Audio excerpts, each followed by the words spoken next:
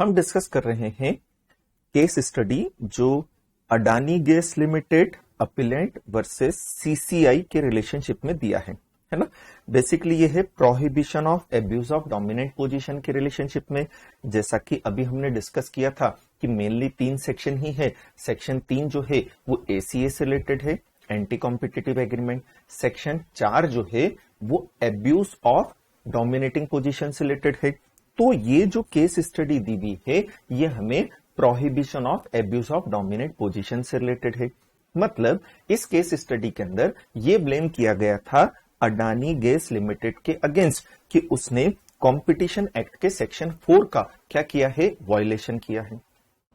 हम डिटेल के अंदर केस स्टडी देख लेते हैं जैसा दिया हुआ है ना। हमने पढ़ने के पर्पज से मैंने जो पॉइंट्स हैं उन पॉइंट्स को एक साथ ले लिया है ताकि आप उन्हें प्रॉपरली देख सकें। वैसे सब पैराग्राफ के अंदर ठूसे हुए हैं, कोई दिक्कत नहीं है। आप अगर प्रॉपर इस तरह से पॉइंट निकाल कर भी पढ़ोगे कोई दिक्कत वाली बात नहीं है ना। अब ये जो एग्रीमेंट हुआ था, एक एग्रीमेंट हुआ था Adani gas limited and Faridabad industries association के मेंबर्स के बीच में, है ना। Faridabad industries association and AGL Adani gas limited के बीच में एक गैस सप्लाई एग्रीमेंट हुआ था जिसे हमने बोला है जीएसए। ये गैस सप्लाई एग्रीमेंट इन दोनों पार्टीज के बीच में हुआ था, बिल्कुल ठीक है। देन जो एफआईए है उसने एलिगेशंस लगाए। क्या लगाए कि जो जीएसए की टर्म्स एंड कंडीशन है, जो गैस सप्लाई एग्रीमेंट की टर्म्स एंड कंडीशन है वो अगेंस्ट है section 4 subsection 2 clause A sub clause first के, है ना। वापस से Adani gas limited and FIA इनके बीच में एक गैस सप्लाई एग्रीमेंट हुआ जिसके अकॉर्डिंगली अडानी गैस लिमिटेड को गैस सप्लाई करनी थी। जिसके अकॉर्डिंगली अडानी गैस लिमिटेड क्या था, सप्लायर था, एंड ये क्या थे, बायर थे, है ना। तो इन्हें क्या करनी थी, गैस सप्लाई करनी थी। और गैस सप्लाई करने के पर्पज से एक एग्रीमेंट हो गया था दोनों के बीच में। अब एग्रीमेंट होने के बाद अडानी गैस लिमिटेड के ऊपर ये आरोप लगाए गए, ये एलिगेशंस लगाए गए कि जो गैस सप्लाई एग्रीमेंट की टर्म्स एंड कंडीशन है ये terms and condition competition act के प्रोविजंस के अगेंस्ट है। यार कंपटीशन एक्ट में तो बहुत सारे सेक्शंस हैं, आपने कौन से प्रोविजंस के अगेंस्ट बोला है, तो बोले section 4(2)(a) first, section 4 subsection 2 clause A sub clause first के ये अगेंस्ट है। बोले क्यों है अगेंस्ट, क्या कारण है, किस कारण से आप बोल रहे हो कि ये सेक्शन 4 के अगेंस्ट है। तो पहला इन्होंने बोला कि जो गैस सप्लाई एग्रीमेंट की टर्म्स एंड कंडीशन है वो अनफेयर कंडीशंस लगाई गई हैं बायर के ऊपर। एफआईए के जो मेंबर्स हैं जो अडानी गैस लिमिटेड से गैस परचेस करना चाह रहे हैं, अडानी गैस लिमिटेड उन्हें जो गैस सप्लाई करती, तो जो सप्लाई करने की टर्म्स एंड कंडीशन है वो अनफेयर टर्म्स एंड कंडीशन लगाई गई हैं बायर्स के ऊपर। वो टर्म्स एंड कंडीशन जस्टिफाइड नहीं है, फेयर एंड रीजनेबल नहीं है। दूसरा उनका कहना था ये टर्म्स एंड कंडीशन यूनिलैटरल है, सिंगल पार्टी एक्शन है ना। लॉपसाइडेड का मतलब भी यही होता है, वन साइडेड, इम्बैलेंस्ड है। मतलब सामने वाले ने यूनिलैटरल एक्शन लिया है। यहां यूनिलैटरल एक्शन किसने लिया है, अडानी गैस लिमिटेड ने। मतलब अडानी गैस लिमिटेड की पोजीशन डोमिनेटिंग वाली थी, इसलिए सारी की सारी टर्म्स एंड कंडीशन उसने अपने आप को, अपने बेनिफिट को ध्यान में रखते हुए इंपोज की है। यूनिलैटरल है, सिंगल पार्टी एक्शन है, पूरा एक्शन, पूरा खेल अडानी गैस लिमिटेड का ही है, उसी के द्वारा किया गया है ये।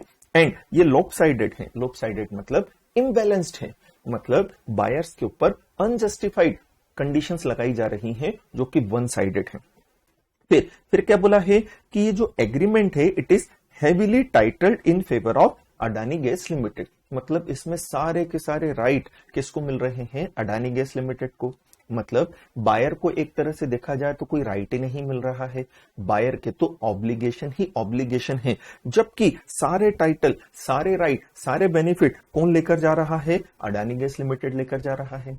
फिर ये बोले अनकॉन्शियसनेबल है ये ट्रांजेक्शन। फिर क्या बोला कि ये ट्रांजेक्शन, ये टर्म्स एंड कंडीशन डिक्टेट है। डिक्टेट मतलब क्या होता है कि भाई मतलब कि तानाशाही पूर्ण तरीके से है कि उसने अपने हिसाब से सारे रूल्स एंड रेगुलेशन बनाए हैं, अपने हिसाब से सारे रूल्स एंड रेगुलेशन बनाकर FIA के मेंबर्स के ऊपर इंपोज करती है।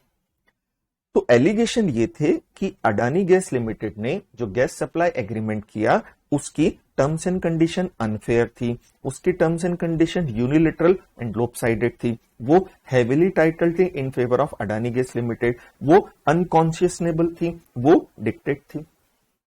ठीक है, एंड इस तरह से इंपोज की जा रही है अनफेयर एंड डिस्क्रिमिनेटरी कंडीशन किसके ऊपर? FIA के मेंबर के ऊपर। ऐसा एलिगेशन FIA ने लगाया, किसके ऊपर लगाया? अडानी गैस लिमिटेड के ऊपर लगाया। ये मैंने आपको फैक्ट्स ऑफ द केस बताए। ठीक है, अब जो CCI था जिसके पास इस तरह के एलिगेशंस लगाए गए, उन्होंने इंक्वायरी की। अभी हमने देखा है कि सेक्शन 19 के अंदर क्या की जाती है? इंक्वायरी की जाती है। सेक्शन 19 अभी हमने पढ़ा था, है ना?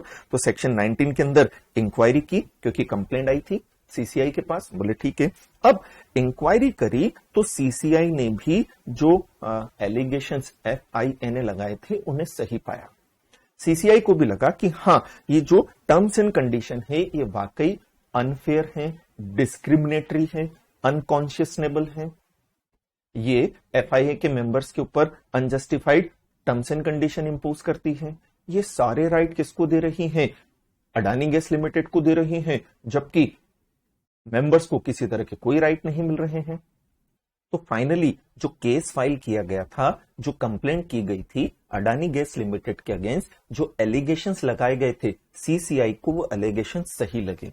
CCI को लगा हाँ, अडानी गैस लिमिटेड ने सेक्शन 4 के अकॉर्डिंगली अपनी डोमिनेटिंग पोजीशन का मिसयूज किया है। मैंने पहले ही बताया, डोमिनेटिंग पोजीशन रखना गलत नहीं है, उस पोजीशन का एब्यूज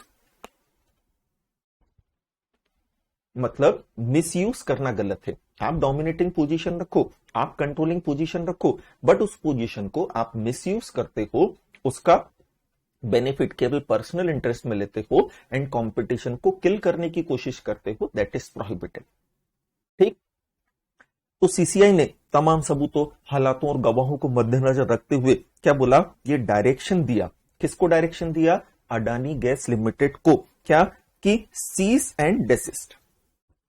सीज मतलब होता है समाप्त करो, खत्म करो। आपने ये जो अपनी पोजीशन का मिसयूज किया है, एक तो इसे खत्म कर दो, रोक दो। एंड डेसिस्ट मतलब होता है not to repeat in future.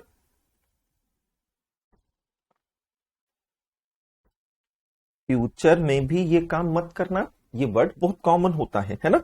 तो सीज का मतलब होता है आप अभी तो इसे खत्म करो एंड ऐसा काम अब फ्यूचर में भी नहीं करना। डेसिस मतलब होता है not to repeat in future, future में भी ये काम नहीं करना है।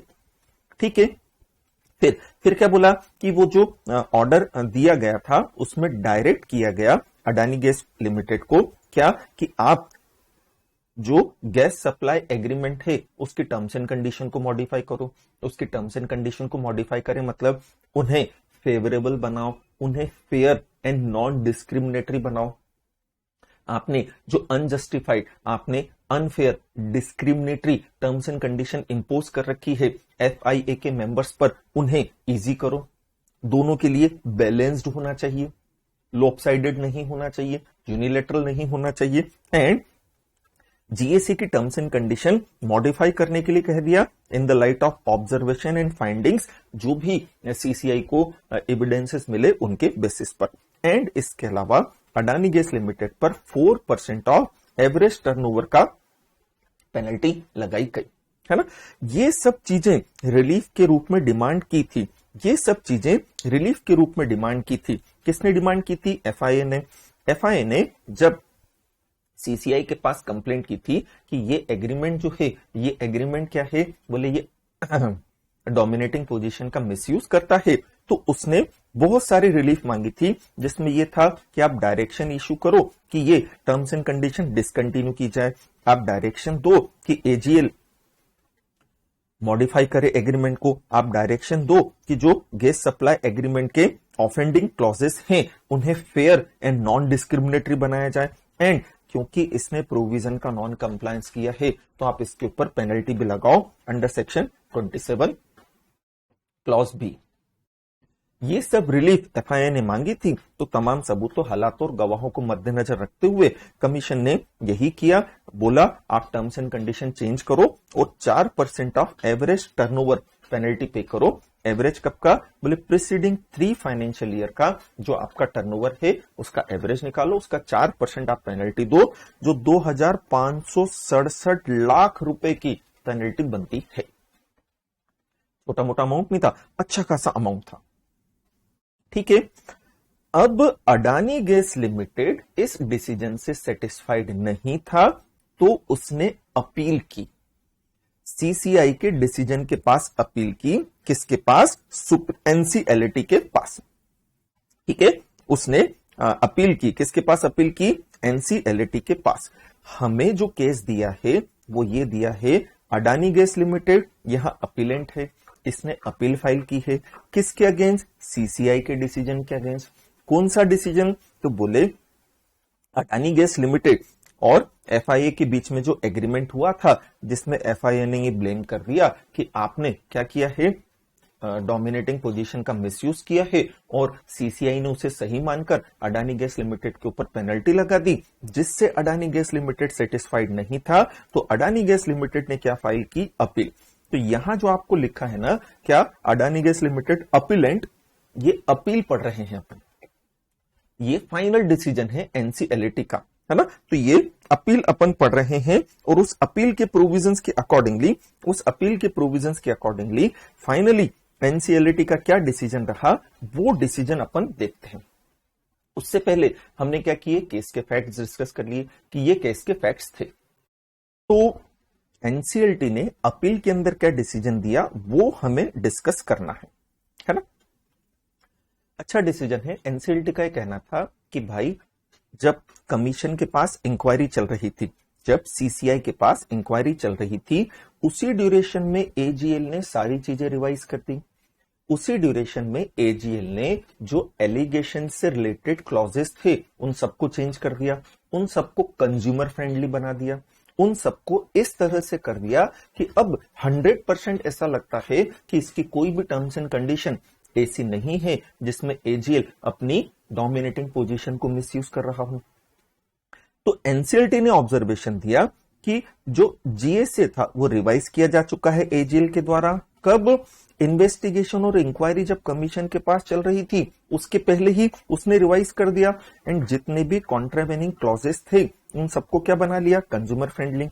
एंड जो इंडस्ट्रीज कंज्यूमर्स थे, जो एफआईए के मेंबर्स थे, जो बायर्स थे, उनके इंटरेस्ट में भी उसे प्रोटेक्ट कर लिया है ना। उसने गैस की प्राइस भी रिवाइज कर दी है, एंड बायर का जो पेमेंट का ऑब्लिगेशन बनता था, कब? कि अगर शटडाउन ऑफ सप्लाई है तो भी उन्हें पेमेंट करना पड़ रहा था, वो टर्म्स एंड कंडीशन भी चेक कर ली। पूरी तरीके से उसे क्या बना दिया है? इम्पार्शियल बना दिया है, नॉन डिस्क्रिमिनेटरी बना दिया है।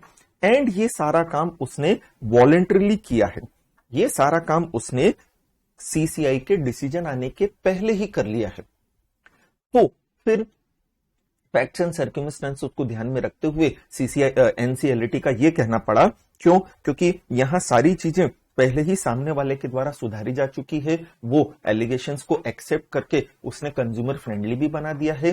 तो फैक्ट्स एंड सर्कमस्टेंसेस को ध्यान में रखते हुए हमें ऐसा लगता है कि ये जो 3% की पेनल्टी लगाई गई है, 4% की पेनल्टी लगाई गई है, उस 4% की पेनल्टी को रिड्यूस करके कितना कर दिया? 1%। बोले ये ठीक रहेगा, ये प्रोपोर्शनेट रहेगा फैक्ट्स एंड सर्कमस्टेंसेस को ध्यान में रखते हुए। तो ये एनसीएलटी का डिसीजन था इस मैटर पर।